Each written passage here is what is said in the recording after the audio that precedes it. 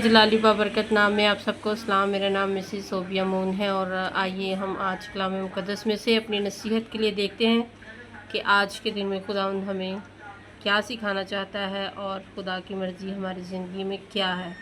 तो आइए कलाम मुक़द्दस को खोलते हैं। हमारे लिए जो आज का हवाला है अहद अतीक में से ज़बूर की किताब 118वां ज़बूर 8वीं आयत। अहद अतीक में से ज़बूर की किताब 118वां ज़बूर 8वीं आयत। खुदावंद के पाक कलाम में यूँ लिखा है, खुदावंद पर तवक्कल करना इंसान पर भरोसा रखने से बेहतर है। खुदा के कलाम पढ़े सुने समझे जाने पर उसकी बरकत हो, आमीन। ये भी जो हमने हवाला तिलावत किया है, एक ख़ास बात इस हवाले के बारे में आप सबको बताना चाहती हूँ।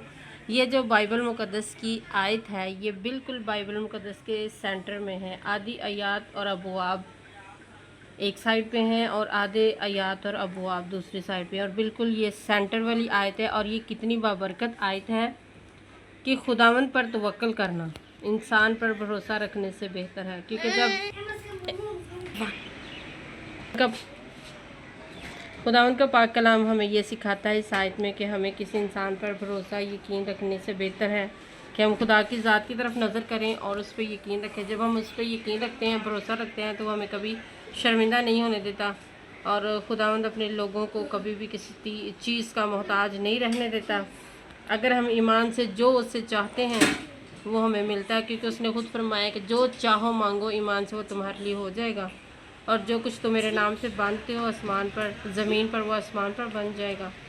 तो खुदावंद का पाक कलाम यही फरमाता है कि हमें इंसानों पर जब हम निगाह करते हैं, जब हम नज़र करते हैं, तो फिर हम शर्मिंदगी मायूसी को हासिल करते हैं। लेकिन जब हम खुदा की तरफ नज़र करते हैं तो फिर हम कामयाबी को हासिल करते हैं और फिर हम वो चीज़ जो खुदावंद से हम चाह रहे होते हैं हम ज़रूर उसको हासिल कर लेते हैं।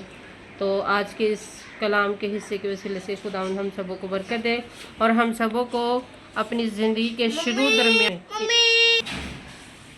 कलाम बिल्कुल इस आयत की तरह हमें भी अपनी ज़िंदगी के आगाज़ में, दरमियान में और आखिर तक खुदावंद पर तवक्कल करना है। क्योंकि बाइबल मुक़द्दस का दरमियानी यही हमें सिखाता है कि हमें अपनी ज़िंदगी के हर हालात में, शुरू में, दरमियान में और आखिर में खुदावंद पर तवक्कल करना है, और फिर हम कभी भी किसी चीज़ के मोहताज नहीं होंगे और खुदावंद का फजल हमेशा हम पे बना रहेगा। खुदावंद आप सबको बरकत दे और हम सबको अमल करने की तौफीक दे, आमीन।